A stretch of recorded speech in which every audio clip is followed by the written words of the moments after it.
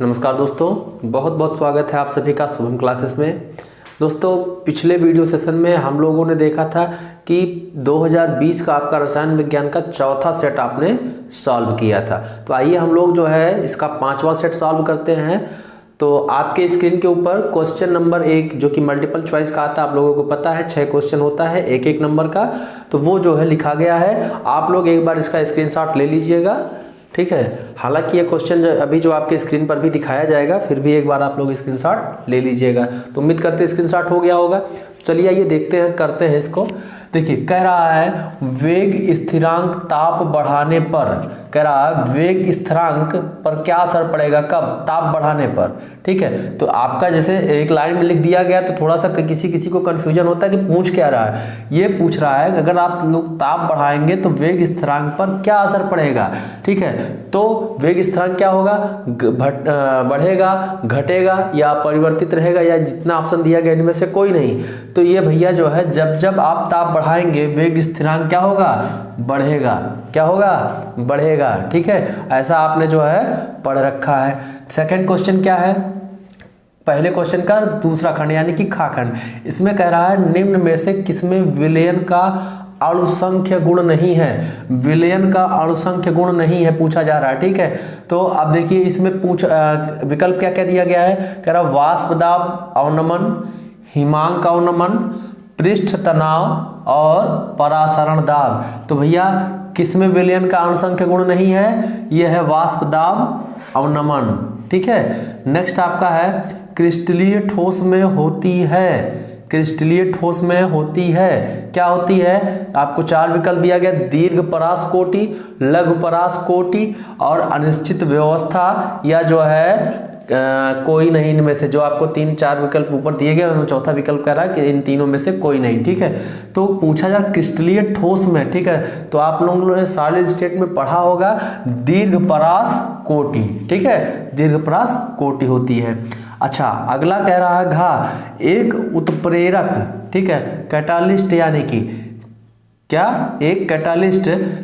अब इसके बाद इसका विकल्प दिया गया है अभिक्रिया का वेग बढ़ा देता है, अभिक्रिया की ऊर्जा घटा देता है, अभिक्रिया की ऊर्जा पर कोई प्रभाव नहीं पड़ता है। नेक्स्ट है आपका चौथा विकल्प अभिक्रिया की ऊर्जा बढ़ा तथा घटा दोनों सकता है। तो यदि आप लोगों को याद आ रहा हो तो 2 सेट पहले भी हमें यही क्वेश्चन मिला था, लेकिन वहां पर आपके विकल्प अलग अलग थे। वहां पर हम लोगों ने देखा था संक्रियण ऊर्जा को जो है बढ़ा अथवा घटा देता है या परिवर्तित कर देता है, ऐसा कुछ था ना। तो वहां संक्रियण ऊर्जा लिखा गया था, यहाँ अभिक्रिया की ऊर्जा लिखा गया है, ठीक है। तो अभिक्रिया की ऊर्जा और संक्रियण ऊर्जा में अंतर है, तो यहाँ पर ऊर्जा घटा या बढ़ा देता है, ये वाला नहीं सही होकर के, बल्कि क्या सही होगा, अभिक्रिया का वेग बढ़ा देता है, रेट ऑफ द रिएक्शन जो है बढ़ा देता है, इंक्रीज करा देता है। नेक्स्ट क्या है, कौन पर्यावरणीय संकट उत्पन्न कर रहा है। ये 4 विकल्प आपको दिए गए हैं, पूछा जा रहा है कि निम्न में से कौन सा जो है आपका एनवायरमेंटल प्रॉब्लम क्रिएट कर रहा है। पहला है डीडीटी, दूसरा है फ्रेयान, तीसरा कार्बन टेट्राक्लोराइड और चौथा है सभी। तो आप लोगों को हमने बताया था कि फ्रेयान के बारे में एथेन अथवा मेथेन अथवा एथेन के जो है फ्लोरो क्लोरो व्युत्पन्न होते हैं, जैसे कि मैंने आपको बताया भी था अगर याद आ रहा हो तो CF2Cl2, यह बताया था CFCl3, इसको बताया था फ्रेयान 11 है, इसको बताया था फ्रेयान 12 है, ठीक है। और ये भी बताया था कि हमारे इन्वायरमेंट के लिए, पर्यावरण के लिए बहुत ही घातक है, प्रशीतक के रूप में प्रयोग किए जाते हैं, कहाँ पर, आपके रेफ्रिजरेटर और जो है एसी में, ठीक है। तो वो चीजें हमने आपको बताई थी। डीडीटी आप लोग जानते हैं, para para dichloro diphenyl trichloro ethane, इसका नाम पूरा होता है। कार्बन टेट्राक्लोराइड आप लोगों ने इसके बारे में जो है हेलोएरिन व हेलोएल्केन वाले चैप्टर में पढ़ रखा है। तो ये चीजें कुल मिला करके पूछा जा रहा है कि कौन आपके पर्यावरण के लिए घातक है। तो भैया ये भी घातक है, यह भी घातक है, यह भी घातक है। इसका मतलब चौथा विकल्प सभी वाला सही हो जाएगा, ठीक है। सभी हमारे पर्यावरण के लिए क्या है, घातक है।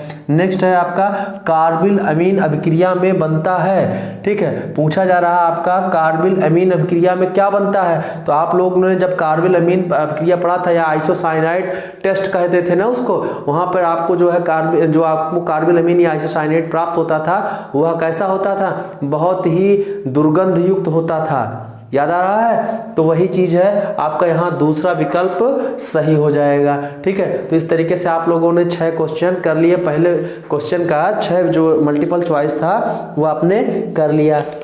अब आइए हम लोग देखते हैं क्वेश्चन नंबर 2 पर चलते हैं। ठीक है, क्वेश्चन नंबर 2 क्या कह रहा है? ये देखिए आपका 2.25 ग्राम ग्लूकोज अणुभार जिसका दिया गया 180 ग्राम को 25 ग्राम जल में घोलने पर हिमांक में 0.93 डिग्री सेल्सियस की कमी होती है। जल के मोलल अवनमन स्थिरांक की गणना कीजिए। तो जो उसका फार्मूला है वही लग जाएगा, मोलल अवनमन स्थिरांक का फार्मूला यहाँ पर अप्लीकेबल हो जाएगा। ठीक है भैया, तो कोई दिक्कत नहीं है, ये क्वेश्चन आप लोग कर लीजिएगा। फिर सेल वाला दिया गया है, ये क्वेश्चन भी हो जाएगा। अगला है एंजाइम उत्प्रेरण के अभिलक्षण लिखिए।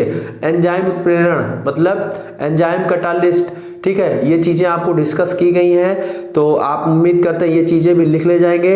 अगला है 2 का घ वाला, जेनान व फ्लोरीन के मध्य क्रिया की रासायनिक समीकरण दीजिए। देखिए जेनान और जो है फ्लोरीन के मध्य जो भी रासायनिक अभिक्रियाएं होंगी कुछ इस प्रकार से होंगी। आइए हम लोग देख लेते हैं। ठीक है, इसको हम एक बार पहले मिटा देते हैं। देखिए जो जेनान होता है वह जेनान फ्लोरीन के साथ क्रिया करके, ठीक है, क्या बनाता है? एक तो जेनान डाईफ्लोराइड, फिर जेनान टेट्राफ्लोराइड और जेनान हेक्साफ्लोराइड। क्योंकि जेनान जल्दी क्रिया करता नहीं है तो अधिक तापमान देने पर ये क्रिया करता है।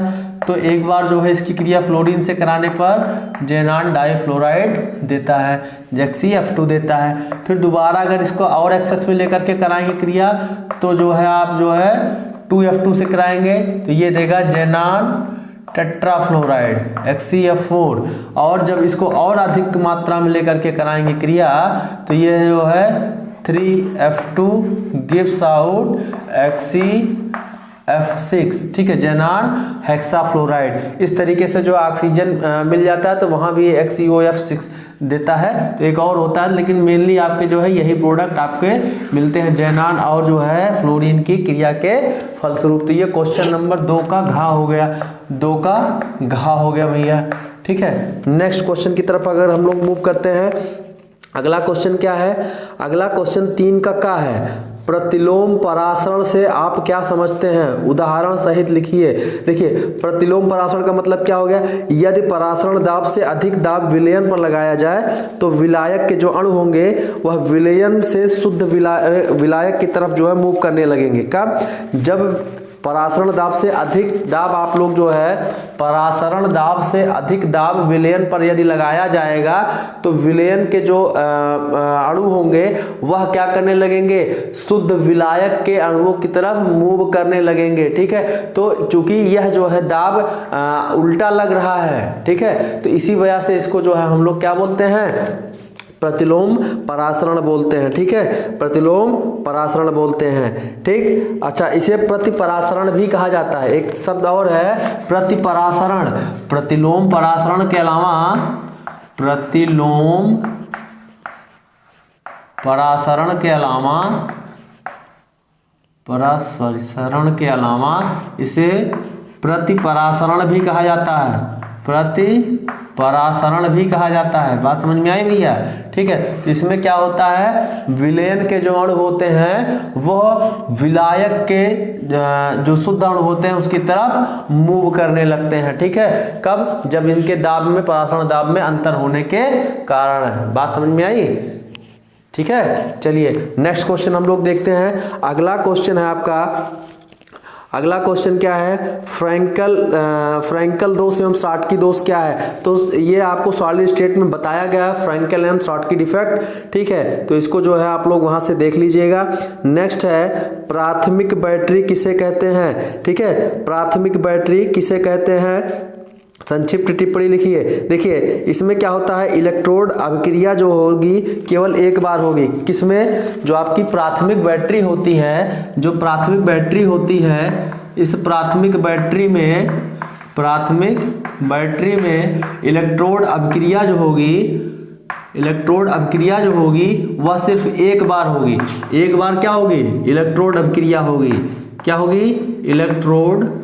इलेक्ट्रोड अपक्रिया, ठीक है। इसके बाद ये क्या हो जाएगा, डिस्चार्ज हो जाएगा और इसको हम पुनः आवेशित नहीं कर सकते हैं, मतलब दोबारा से इसको हम प्राथमिक बैटरी को दोबारा आवेशित नहीं कर सकते हैं। इसका मतलब एक बार यूज कर लिया तो इसके बाद फेंक दिया जाता है। जैसे आप लोगों ने देखा होगा जो घड़ी का सेल होता है, घड़ी का जो सेल होता है वह यही होता है प्राथमिक बैटरी के, ठीक है। जो आप लोग देखते हैं जो टार्च में पहले सेल लगता था, वो जो है टार्च जो पुराना एवर रेडी वाला टार्च आता था उसमें जो सेल लगता है वो जो आपका है वह भी इसी प्राथमिक सेल का या प्राथमिक बैटरी का उदाहरण है। लेकिन आजकल जो आपका मोबाइल है, मोबाइल आपका जो है ये द्वितीयक बैटरी का उदाहरण है, ठीक है। जैसे शीशा संचायक सेल वगैरह हो गए, ये सभी क्या है, द्वितीयक बैटरी के उदाहरण है। इसको फिर से आप चार्ज कर सकते हैं, ठीक है। चार्ज होता है कि भाई मोबाइल अगर एक बार बैटरी डाउन हो जाती है तो आप चार्ज करते हैं, फेंक देते हैं, चार्ज करते हैं ना मेरे भाई, ठीक है। इसी वजह से उसको हम लोग अगर दोबारा आवेशित कर सकते हैं तो उसको हम बोलते हैं द्वितीयक बैटरी। और एक ही बार में अगर उसका आवेश खत्म हो जाए, उसको हम दोबारा से चार्ज ना कर पाए या उसका इलेक्ट्रोड जो अपक्रिया सिर्फ एक बार हो तो उसको हम बोलते हैं प्राथमिक बैटरी। बात समझ में आई भैया? चलिए नेक्स्ट क्वेश्चन की तरफ हम लोग मूव करते हैं। अगला हमारा क्वेश्चन है क्वेश्चन नंबर 3 का घा कह रहा है कोलराउस नियम और वैद्युत कण संचालन। तो भैया कोलराउस नियम अभी जो है मुझे लगता है कि सेट नंबर 2 में जो है हमने आपको बता रखा है, वैद्युत कण संचालन भी पहले ही बता रखा है, ठीक है। क्वेश्चन नंबर 4 की तरफ मूव करते हैं। क्वेश्चन नंबर 4 का क्या कह रहा है, लैंथेनाइड आकुंचन पर संक्षिप्त टिप्पणी लिखिए, उदाहरण से समझाइए। देखिए लैंथेनाइड कॉन्ट्रैक्शन मैंने आपको जब पढ़ाया था तब भी बताया था, बहुत इंपॉर्टेंट है और मुझे लग रहा है कि तीसरी बार आ रहा है, 5 सेट में कुल मिला करके तीसरी बार आपसे पूछा जा रहा है लैंथेनाइड कॉन्ट्रैक्शन क्या होता है, ठीक है। तो इसी 2019 में तीसरे सेट में पूछा जा रहा है। सोचिए अभी 5वां सेट आप सॉल्व कर रहे हैं और ये तीसरी बार पूछा जा रहा है, तो कितना इंपॉर्टेंट है। तो आप लोग इसको जो है कर लीजिएगा। क्वेश्चन नंबर 4 का खा है वुड फिटिंग अपक्रिया, बताया गया है वुड फिटिंग अपक्रिया, कोई दिक्कत नहीं है। क्वेश्चन नंबर 4 का गा है हाफमैन ब्रोमाइड अपक्रिया, तो ये भी बताया गया है एमीन वाले चैप्टर में, ठीक है, एथिलेमीन वाले में, ठीक। फिर इसके बाद 4 का घा है प्राकृतिक और संश्लेषित बहुलक। तो ये भैया आपके चैप्टर में आपके जो सिलेबस में अब की बार पॉलीमर हटा दिया गया, बहुलक हटा दिया गया, तो बहुलक का क्वेश्चन नहीं आने वाला है, उसको नहीं करेंगे हम लोग। फिर 5 का कह रहा है, क्वेश्चन नंबर 5 का कह रहा है अभिक्रिया की कोट का उदाहरण सहित स्पष्ट कीजिए।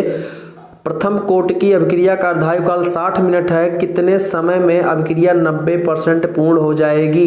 देखिए एक तो मैंने आपको जो है इसके लिए पिछले एक वीडियो सेशन में एक थोड़ा सा जो है एक अलग से बताया था कि किस प्रकार से जो हम लोग ये कर सकते हैं, कैलकुलेट कर सकते हैं, ठीक है। तो एक अनुमानित रहेगा, तो हम अनुमानित वाला कैसे कैलकुलेट करते हैं। देखिए एक अर्धायुकाल में अगर कोई चीज़ 100% है तो एक अर्धायुकाल में ये 50% हो जाती है, ठीक है। 2 अर्धायुकाल में ये 25%, ठीक है, मतलब आधा होता जाता है, अर्धायुकाल में अपना आधा हो जाता है। फिर तीसरे अर्धायुकाल में कितना बचेगा, 12.5% बचेगा, ठीक है। तो इसका मतलब जो है अगर यहाँ पर आपके क्वेश्चन में कहा गया है, क्वेश्चन में क्या कहा गया है, अभिक्रिया का अर्धायुकाल 60 मिनट है, 60 मिनट है, ठीक है। अभिक्रिया का अर्धायुकाल 60 मिनट का है, तो इसका मतलब 3 अर्धायुकाल कितने मिनट का हो गया, 180 मिनट का हो गया। 3 अर्धायुकाल कितने मिनट का हो गया, 180 मिनट का हो गया। और ये बचा कितना है, 12.5% बचा हुआ है, ठीक है, 12.5% बचा हुआ है 180 मिनट के बाद, ठीक है। अब इसको आपको बचाना कितना है, सिर्फ 10% पे ले आना है ना, 10% पे ले आना है ना आपको, क्योंकि पूछा जा रहा है कितने बाद 90% यूज हो जाएगा, 10% शेष बचेगा। इसका मतलब यहाँ 180 से ज्यादा होगा तो लगभग इसका अनुमानित जो आंसर आएगा 198 या 99 के आसपास आएगा, 198 या 99 मिनट आएगा, 198 या 199 मिनट के आसपास जो है यह 90% जो है समाप्त हो जाएगा, सिर्फ 10% जो है शेष बचेगा, ठीक है। तो अगर आप लोग मेथड से जाइएगा तो वहां से करिएगा, अदरवाइज जो है एक जो है अगर आपके बहुविकल्पीय क्वेश्चन में ये पूछे जाते हैं तो मैं एक जो है इस तरीके से एक अनुमानित आंकड़ा बता दे रहा हूँ किस तरीके से आप लोग निकाल सकते हैं, ठीक है।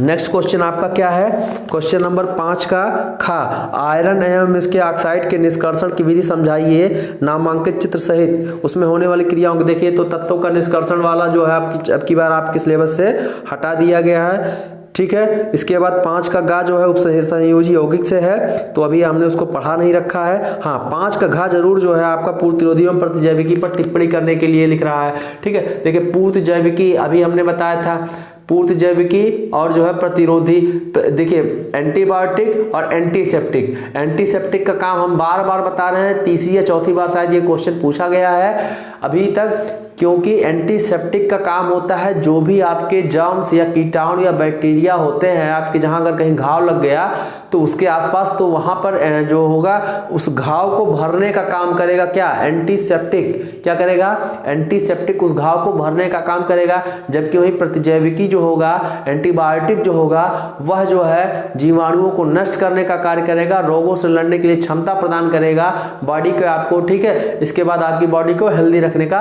प्रयास करेगा, ठीक है। चलिए नेक्स्ट क्वेश्चन की तरफ हम लोग मूव करते हैं। नेक्स्ट क्वेश्चन क्या है हमारा, क्वेश्चन नंबर 6, डाईएथिल ईथर के विरसन की 2 प्रमुख विधियां। तो ये सब बता रखा भैया, कुछ बताना नहीं है इसमें। एथेनॉल अथवा में लिखा गया एथेनॉल की औद्योगिक विधि, एथेनॉल निर्माण की औद्योगिक विधि हमने बता रखा है आप लोगों को। चलिए क्वेश्चन नंबर 6 का खा देख लेते हैं, बहुत ही इंपॉर्टेंट है। क्या होता है जब, तो इसका जो हम लोग देख लेते हैं कि किस प्रकार से रिएक्शन चलती है। आइए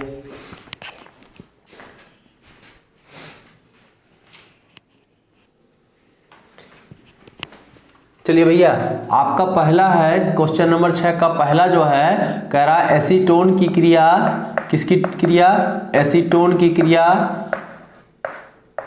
एसीटोन की क्रिया सोडियम बाइसल्फाइड से, किससे,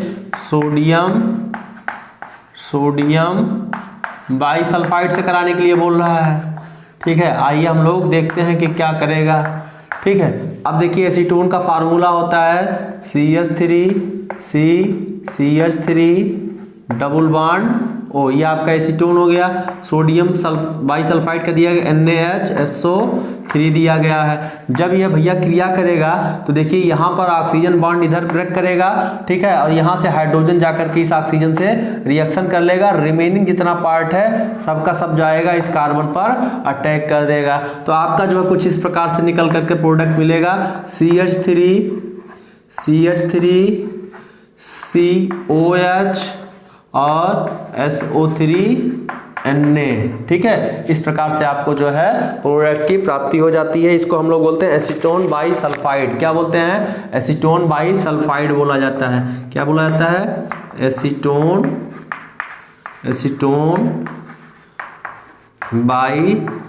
बाइसल्फाइड, ठीक है। तो आप लोग उम्मीद करते हैं ये रिएक्शन कर लेंगे। नेक्स्ट आपका कह रहा है क्या होता है जब मैं फार्मिक अम्ल को सांद्र H2SO4 के साथ गर्म करते हैं। किसके साथ, फार्मिक अम्ल को, फार्मिक अम्ल का फार्मूला HCOOH, किसके साथ, कंसंट्रेट H2SO4 के साथ गर्म करते हैं, ठीक है। अब कह रहा है क्या होगा, देखिए जब इसको हम लोग कंसंट्रेट H2SO4 के साथ गर्म करेंगे तो यह बना लेगा CO2 plus SO2 plus H2O, ठीक है। 2 दूना 4, 2 और 2 ये 4, 2 ऑक्सीजन इधर और 4 ऑक्सीजन इधर, 6 oxygen, 2 2 4 2 6 oxygen, 1 sulphur, 1 carbon, 1 carbon 1 sulphur, ठीक है। रिएक्शन भी बैलेंस है आपका। तो क्या होता है जब का, ये दूसरा हो गया। तीसरा क्या कह रहा है, तीसरा कह रहा है मेरे भाई, कह रहा है एसिटिक अम्ल को अमोनिया के साथ गर्म करेंगे। किसके साथ, अमोनिया के साथ। किसको, एसिटिक अम्ल को, ठीक है। तो अमोनियम एसीटेट पहले प्राप्त होता है। देखिए एसिटिक अम्ल को किसके साथ गर्म कर रहे हैं, अमोनिया के साथ। तो आप लोग पिछले वीडियो सेशन में भी ये चीज आई थी, ठीक है, पिछले वीडियो सेशन में भी ये क्वेश्चन आया हुआ था। अब देखिए कुछ नहीं, अमोनिया जो है सीधा यहाँ जाकर के जुड़ जाता है तो अमोनियम एसीटेट का निर्माण करता है। क्या बनाता है, अमोनियम एसीटेट CONH4, इसको बोलते हैं हम लोग अमोनियम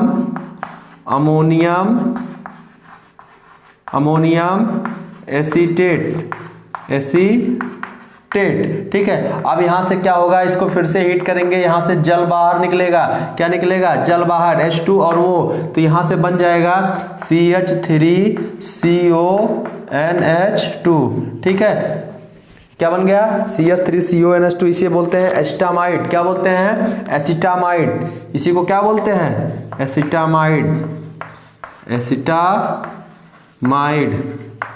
ठीक है। वहाँ पे थोड़ा सा एक अंतर था, वहाँ कार्बोक्सिल बेंजोइक अम्ल था, ठीक है, वहाँ पे बेंजोइक अम्ल था। बेंजोइक अम्ल की क्रिया हम लोग अमोनिया से कराते थे, तो वहाँ पे हम लोग जो है बेंजोइक एसीटेट प्राप्त होता था और फिर इसके बाद बेंजामाइड बाद में प्राप्त होता था। तो ये चीज़ जो आपका 3 रिएक्शन हो गया, क्या होता है जब में। नेक्स्ट आपका चौथा रिएक्शन क्या पूछा जा रहा है, एसिटल्डिहाइड की टॉलन अभिकर्मक के साथ क्रिया कराते हैं। तो भैया एसिटल्डिहाइड की टॉलन अभिकर्मक के साथ क्रिया कराएंगे तो रजत दर्पण प्राप्त होता है, ठीक है, जो चमकदार रजत का जो है क्रिस्टल प्राप्त होता है, प्रेसिपिटेट प्राप्त होता है, जिसे हम लोग रजत दर्पण बोलते हैं। तो ये क्रिया पिछले वीडियो सेशन में हम लोगों ने करके देख लिया है, इंपॉर्टेंट है, ठीक है। नेक्स्ट है बेंजेमाइड की जल की उपस्थिति को, बेंजेमाइड को जल की उपस्थिति में क्या करते हैं, गर्म करते हैं। तो देखिए इसमें जब बेंजेमाइड को हम लोग जल की उपस्थिति में गर्म करेंगे तो पहले अमोनियम बेंजोएट प्राप्त होगा, बाद में बेंजोइक एसिड प्राप्त होगा। तो जो बेंजोइक एसिड वाला आपका पार्ट है, जो बेंजोइक एसिड बनता था पिछले रिएक्शन में, उसी का जस्ट उल्टा चलेगा प्रोसेस, ठीक है। तो आइए देख लेते हैं बेंजेमाइड को जो है हम लोग जल के साथ गर्म कर लेते हैं एक बार। किसको, बेंजेमाइड को, ठीक है। तो एक बार ये थोड़ा सा मिटा दे रहे हैं, ठीक है, थोड़ा सा मिटा दे रहे हैं ताकि क्लियर हो जाए। देखिए बेंजेमाइड का फार्मूला क्या होता है, ये आप बेंजीन रिंग बना लीजिए, बेंजीन रिंग बना लीजिए और यहाँ पर C डबल बॉन्ड O, ये जो है NH2, इसको क्या बोलेंगे, बेंजेमाइड। क्या बोलेंगे,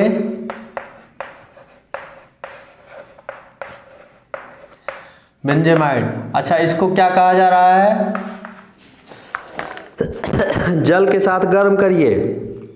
किसके साथ, जल के साथ गर्म करेंगे। जब जल के साथ गर्म करेंगे तो सब जाकर यही मिक्स हो जाएगा और बना क्या लेगा, बना क्या लेगा, देखिए जब जल के साथ हम लोग गर्म करेंगे तो बना लेगा यहाँ से ये C, ठीक है, ONH4 अमोनियम बेंजोएट, क्या बना लेगा, अमोनियम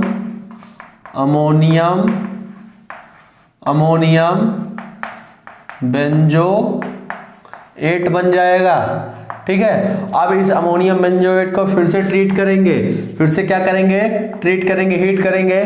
तो अब क्या करेगा, अब यहां से देखिए अमोनिया बाहर आ जाएगा। क्या आ जाएगा, अमोनिया बाहर आ जाएगा। इसका मतलब जो है आपका क्या मिल गया, बेंजोइक अम्ल मिल जाएगा। क्या मिल जाएगा, बेंजोइक अम्ल मिल जाएगा। साथ ही साथ जो है NH3 यहां से बाहर चला जाएगा, ठीक है। तो इस प्रकार से हम लोग जो है जब बेंजोइक अम्ल की प्राप्ति कर लेते हैं, ठीक है। तो आप लोग देख रहे हैं बेंजेमाइड को जब हम लोग वाटर के साथ हीट किए तो अमोनियम बेंजोएट बना और इस बाद में बेंजोइक अम्ल। देखिए पिछले वीडियो सेशन में यहाँ से उल्टा था, आपको बेंजोइक अम्ल की क्रिया जिसे किसके साथ करानी थी, अमोनिया के साथ। जब अमोनिया के साथ क्रिया कराते थे तो पहले जो है आपका कुछ देर के लिए अमोनियम बेंजोएट प्राप्त होता था। यह अमोनियम बेंजोएट जो है फिर से जल का त्याग करके जो है बेंजेमाइड में कन्वर्ट हो जाता था, ठीक है भैया। तो उम्मीद करते हैं ये सारी चीजें अभी तक आप सभी लोगों को समझ में आई होंगी। तो आप देखिए क्वेश्चन नंबर 6 का खा खत्म होता है।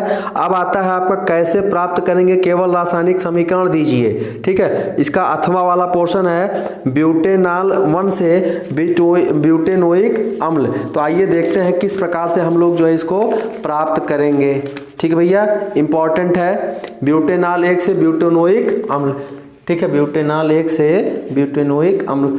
आइए इसको मिटा करके हम लोग देखते हैं कैसे प्राप्त करेंगे।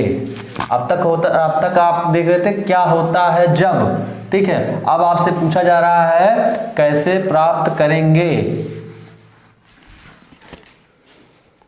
ठीक है। देखिए कह रहा है ब्यूटेनॉल 1 से, किससे, ब्यूटेनॉल 1 से। क्या कह रहा है, ब्यूटेनॉल 1 से आपको प्राप्त करना है, ब्यूटेनॉल 1 से ब्यूटेनोइक अम्ल। क्या प्राप्त करना है, ब्यूटेनोइक अम्ल, ब्यूटेनोइक अम्ल प्राप्त करना है, ठीक है। देखिए ब्यूटेनॉल 1 से मतलब ये क्या है, ब्यूटेनॉल क्या है, एल्कोहल है, एल्कोहल है। और एल्कोहल से आपको क्या प्राप्त करना है, कार्बोक्सिलिक अम्ल। क्या प्राप्त करना है, कार्बोक्सिलिक अम्ल प्राप्त करना है। अब इसको प्राप्त करने के लिए हम लोग जो आपका स्ट्रॉन्ग ऑक्सीडाइजिंग एजेंट होता है पोटेशियम परमैंगनेट का यूज करते हैं, ठीक है। अम्लीकृत पोटेशियम परमैंगनेट KMnO4, ठीक है, ये अम्लीकृत होना चाहिए, ठीक है। अम्लीकृत पोटेशियम परमैंगनेट का यूज करते हैं और इसके यूज से हम लोग क्या करते हैं, ब्यूटेनॉल को ऑक्सीकृत करा देते हैं, किसमें, ब्यूटेनोइक एसिड में। जैसे आपका जो है ब्यूटेनॉल 1 का फार्मूला क्या होगा, CH3 CH2 OH, जिसको आप लोग बोलते हैं ब्यूटेनॉल 1, ठीक है। और ये अम्लीकृत पोटेशियम परमैंगनेट की उपस्थिति में क्या कर जाता है, ऑक्सीकृत हो जाता है, किसमें, ब्यूटेनोइक एसिड में, CH3 CH2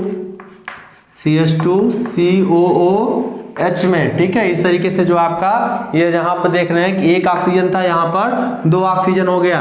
तो ये स्टेप जो है बीच में एक और स्टेप से गुजरती है, इसमें जो है बीच में आपका एल्डिहाइड बनता है, फिर एल्डिहाइड से जो है कार्बोक्सिलिक एसिड का निर्माण होता है, ठीक है। तो ये चीजें आपको बताई गई हैं जब आपको जो है कार्बोक्सिलिक एसिड पढ़ाया गया था। नेक्स्ट आपका जो है दूसरा रिएक्शन है एस्टल्डिहाइड से एस्टिक अम्ल। एस्टल्डिहाइड से एस्टिक अम्ल आपको बनाना है, ठीक है। एस्टल्डिहाइड का मतलब CH3 CHO, ठीक है। CH3 CHO से देखिए एस्टल्डिहाइड से क्या बनाना है, एसिटिक अम्ल बनाना है, एसिटिक अम्ल बनाना है, यानी कि CH3 COOH बनाना है। अब यहाँ भी देख रहे हैं आप लोग को ऑक्सीकृत करना है, क्या करना है, ऑक्सीकृत करना है। तो ऑक्सीकृत करने के लिए फिर से वही, चाहे हम लोग जो है साधारण HNO3 ले लें और चाहे जो है पोटेशियम परमैंगनेट ले लें, ठीक है। तो इसी की उपस्थिति में क्या कर जाता है, हमारा एल्डिहाइड जो होता है कार्बोक्सिलिक एसिड में ऑक्सीकृत हो जाता है। अभी हमने बताया था कि एल्कोहल जो है पहले कन्वर्ट होगा किसमें, एल्डिहाइड में, और एल्डिहाइड किसमें कन्वर्ट हो जाता है, कार्बोक्सिलिक अम्ल में ऑक्सीकृत हो जाता है। तो चाहे हम लोग जो है इस चीज को जब कार्बोक्सिलिक एसिड का निर्माण विधि पढ़ रहे थे तो वहां पे हमने बता रखा था कि चाहे आपका एल्डिहाइड हो, कार्बोनिल कंपाउंड, चाहे वो आपका एल्डिहाइड हो, चाहे वो आपका एल्कोहल हो, यह सभी क्या कर जाते हैं, ऑक्सीकृत हो जाते हैं स्ट्रॉन्ग ऑक्सीडाइजिंग एजेंट की उपस्थिति में। किसमें ऑक्सीकृत हो जाते हैं, कार्बोक्सिलिक अम्ल में ऑक्सीकृत हो जाते हैं, ठीक है भैया। नेक्स्ट आपका एसिटिक अम्ल से एथिल एसीटेट। एसिटिक अम्ल से एथिल एसीटेट, एसिटिक अम्ल का फार्मूला CH3 COOH, और इससे प्राप्त क्या करना है आपको, एथिल एसीटेट प्राप्त करना है, यानी कि जो है CH3 COOC2H5 प्राप्त करना है, ठीक है। इसको प्राप्त करने के लिए हम लोग एसिटिक अम्ल की क्रिया एथिल अल्कोहल से करा देते हैं। किससे करा देते हैं, एथिल अल्कोहल से। तो यहाँ पर देखिए आपका जो है एथिल एसीटेट प्राप्त हो गया, साथ ही साथ आपका H2O बाहर चला जाएगा भैया। ये जो है आपका यहाँ से OH और यहाँ से H, ठीक है, और सब मिल करके जो है आपका निकल गए, तो बना क्या लिया, एथिल एसीटेट बना लिया और आपका जल भी बन गया, ठीक है। तो तीसरा रिएक्शन इस तरीके से संपादित होता है, ठीक। नेक्स्ट आपका है एसीटोन से ब्यूटिल अल्कोहल, ठीक है। एसीटोन से ब्यूटिल अल्कोहल, देखिए कीटोन का एसीटोन मतलब कह रहा है एसीटोन से ब्यूटिल अल्कोहल, एसीटोन से ब्यूटिल अल्कोहल। तो अल्कोहल के निर्माण विधि में हमने बताया था कीटोन से आपका जो है अपचयित हो जाता है, किसमें, अल्कोहल में। कीटोन किसमें अपचयित हो रहा है, अल्कोहल में। तो यहाँ पर सोडियम बोराहाइड्राइड, ठीक है, या जो है लिथियम एल्यूमिनियम हाइड्राइड प्रयोग किया जाता है, लिथियम एल्यूमिनियम हाइड्राइड प्रयोग किया जाता है। ये रिड्यूसिंग एजेंट होते हैं, इनकी उपस्थिति में जो होता है हमारा कीटोन रिड्यूस हो जाता है, किसमें, अल्कोहल में, ठीक है। तो एसीटोन से जो है आपका ब्यूटिल अल्कोहल की प्राप्ति हो जाती है। जब कब बताया गया था, जब आपको हमने अल्कोहल बताया था, तो अल्कोहल में बताया था, फॉर्मेशन मेथड में बताया था कि यह जो है कीटोन से अब कीटोन को अपचयित करा करके तो हम लोग इसको प्राप्त कर सकते हैं। कौन कौन से आपके रिड्यूसिंग एजेंट उपस्थित होंगे, चाहे आपका सोडियम बोराहाइड्राइड या लिथियम एल्यूमिनियम हाइड्राइड की उपस्थिति में क्रिया संपादित होती है। ठीक है भैया, तो इस तरीके से क्वेश्चन नंबर 6 का अथवा वाला पोर्शन समाप्त होता है। अब आता है क्वेश्चन नंबर 7 का डीकन विधि द्वारा क्लोरीन के उत्पादन का। ठीक है, तो ये सब चीजें हम बता दी है। सल्फ्यूरिक अम्ल का संपर्क विधि फिगर बना के अच्छे से समझाया था। क्वेश्चन नंबर 7 आता है कार्बोहाइड्रेट क्या होते हैं। देखिए, हाइड्रेट्स ऑफ कार्बन, कार्बोहाइड्रेट किसे कहते हैं, हाइड्रेट ऑफ कार्बन को कहते हैं। ठीक है, ये जो है 3 प्रकार के होते हैं, मोनोसैकेराइड, डाइसैकेराइड और पॉलीसैकेराइड। ठीक है, जैसे ग्लूकोज आपका मोनोसैकेराइड का एग्जांपल हो गया, सुक्रोज आपका जो है डाइसैकेराइड का एग्जांपल हो गया, वहीं पे आपका जो स्टार्च वगैरह है ये सब के सब जो क्या है पॉलीसैकेराइड के एग्जांपल हैं। तो स्टार्च कहाँ पाए जाते हैं, जो घास फूस होता है, ठीक है, इन सब चीजों में स्टार्च पाया जाता है। सुक्रोज कहाँ पाया जाता है, गन्ने वगैरह में, जो गन्ना जो होता है उसका जो शुगर होता है उसको सुक्रोज ही बोला जाता है। ठीक है, और देखिए इसके अलावा जो आप लोग फल वल खाते हैं उसमें फ्रक्टोज होता है, दूध पीते हैं तो लैक्टोज होता है। तो ये सारी चीजें जो है लैक्टोज, फ्रक्टोज जो है या ग्लूकोज, ये सब क्या है, मोनोसैकेराइड है।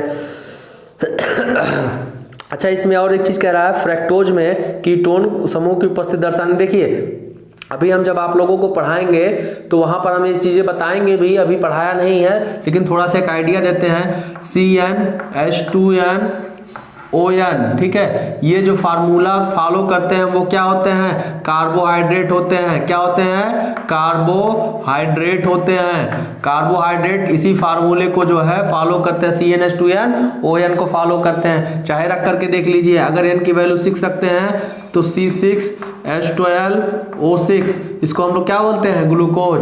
ये क्या है आपका, ये क्या है, मोनोसैकेराइड है। अच्छा, एक चीज और, जब आपका सुक्रोज का जल अपघटन कराया जाता है तो एक मॉलिक्यूल ग्लूकोज बनता है, एक मॉलिक्यूल फ्रक्टोज बनता है। तो ग्लूकोज में जो फंक्शनल ग्रुप होता है वह एल्डिहाइड होता है, यानी कि CHO होता है। वहीं पे आपका जो फ्रक्टोज होता है वहां पर जो है कीटोन जो है फंक्शनल ग्रुप प्रेजेंट होता है, C double bond O functional group present होता है। इसमें फ्रक्टोज में कीटोन, ग्लूकोज में एल्डिहाइड प्रेजेंट होता है। तो अभी आगे जब हम आप लोगों को बायोमॉलिक्यूल पढ़ाएंगे तो ये सारी चीजें बताएंगे।